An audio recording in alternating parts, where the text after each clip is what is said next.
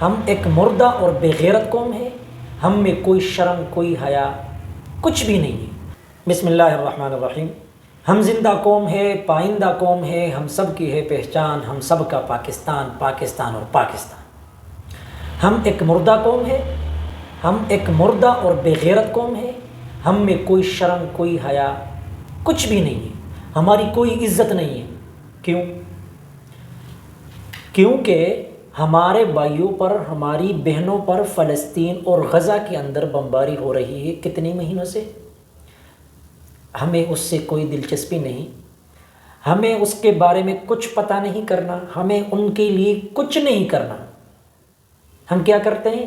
ہاتھ پر ہاتھ درے منتظر فردا ہیں۔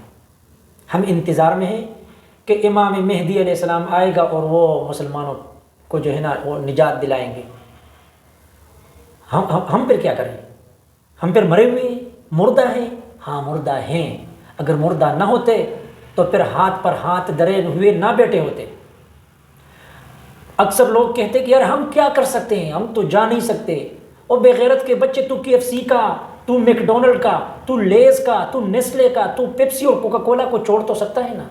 ہم تو وہ بھی نہیں کر رہے۔ قسم سے انسان کو شرم آتی ہے مجھے یہ کہتے ہوئے۔ میں موٹر وے پہ جاتا ہوتا ہوں اپنے گاؤں، جب بھی میں میک ڈونلڈ یہ سامنے ہوتا ہے اپنا موٹر وے پر، جہاں پر میں دیکھتا ہوں ہماری پاکستانی غیرت مند قوم کے غیرت مند جوان اور ہمارے چاچا ماما ادھر ان کی گاڑیاں کھڑی ہوتی ہیں اور وہ ادھر سے کھانا کھا رہے ہوتے ہیں۔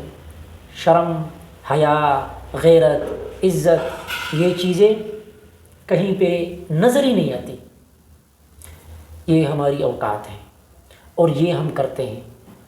لیکن آپ کو پتہ ہے مجھے ایک بات کی بہت زیادہ خوشی ہو رہی ہے، اور وہ یہ کہ اب تو غزہ کی باری ہے نا، ہماری باری بھی آنے والی ہے، اور میں اسی کے انتظار میں ہوں۔ کیونکہ افغانستان کو تار تار کیا گیا، اس کے بیخیے جو ہے نا اکاڑ دیے گئے۔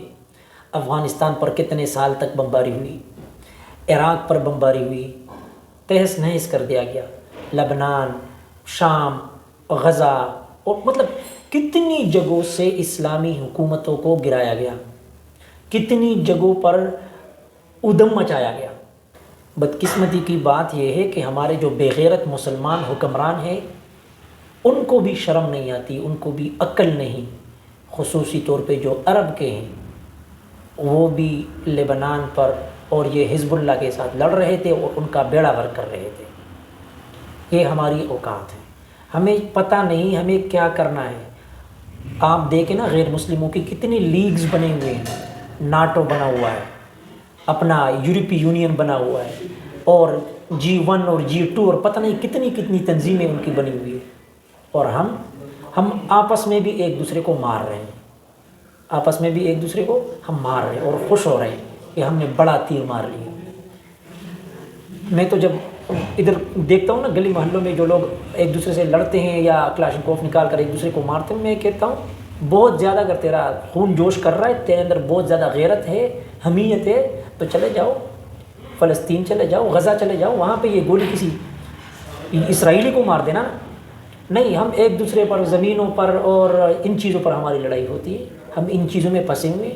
ہمیں جائیداد چاہیے، ہمیں مال چاہیے، ہمیں پیسہ چاہیے، حلال حرام کی کوئی تمیز نہیں ہے، دین اسلام کی کوئی تمیز نہیں ہے، اور اللہ کو تو ہم نے جیسے کاتے سے نکال دیا ہے کہ وہ بھی موجود ہے اور وہ بھی کچھ پوچھے گا ہم سے۔ یہ سوال تو ہم نے بیچ میں سے بالکل ہٹا دیا ہے۔ سب سے جو بڑا مسئلہ ہے ان میں سے ایک مسئلہ یہ کہ ہمیں اپنی تاریخ کے بارے میں کچھ نہیں معلوم۔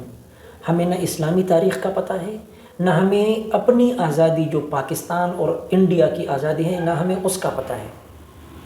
ہم کچھ نہیں جانتے۔ جو ہمیں تاریخ پڑھائی جاتی ہے اس میں اتنے سکم ہیں، اتنی غلطیاں ہیں، اتنے جھوٹ بڑے بڑے بولے گئے ہیں کہ بندہ کانوں کو ہاتھ لگا لیتا ہے۔ اور اسلامی تاریخ میں تو ہماری کوئی دلچسپی ہے ہی نہیں، نہ صحابہ کے بارے میں ہمیں کچھ پتہ ہے۔ ورنہ اگر ہمیں ان چیزوں کا پتہ چل جائے تو موجودہ حالات کے جو سوالات ہیں، جو حالات ہیں، جو واقعات ہیں، ان کے جوابات ہمیں اپنی تاریخ سے مل سکتے ہیں۔ صلاح الدین ایوبی بھی ہماری تاریخ کا حصہ ہے۔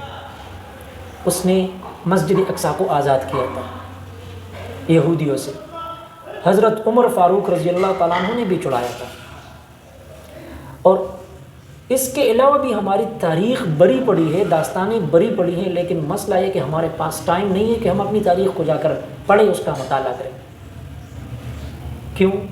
اور یہی ہماری تنزلی کی اصل وجہ ہے کہ ہمیں اپنی تاریخ سے دور رکھا گیا ہے، ہم اندھیرے میں۔ تو جب تک ہماری حالت یہی رہے گی، یہی بے غیرتی ہم کریں گے، تو ہمارا کچھ نہیں ہو سکتا۔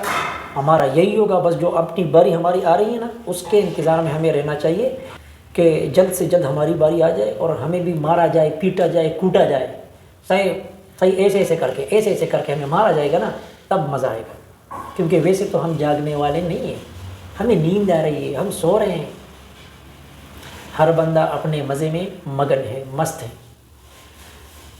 ہم کوشش کریں گے کہ کسی طرح سے جاگ جائیں، اگر جاگیں گے نہیں تو مارے جائیں گے۔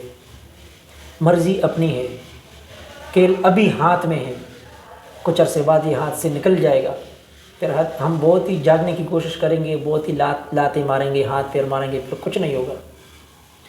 لہٰذا آپ سے بھی درخواست ہے اور اللہ سے دعا ہے کہ اللہ تعالی ہمیں ان چیزوں کو سمجھنے کی توفیق دے اور ہمیں صلاحیت دے، ہمیں جوش و جذبہ دے، وہ ایمانی طاقت و قوت دے کہ ہم ان غیر مسلموں کا، ان کفار کا، ان یہود اور ہنود اور نصارہ کا مقابلہ کر سکیں اور اسلام کو اور دین کو دوبارہ سے احیا دے سکیں، اس کو زندگی دے سکیں، اس کو مستحکم اور مضبوط کر سکیں۔ آمین۔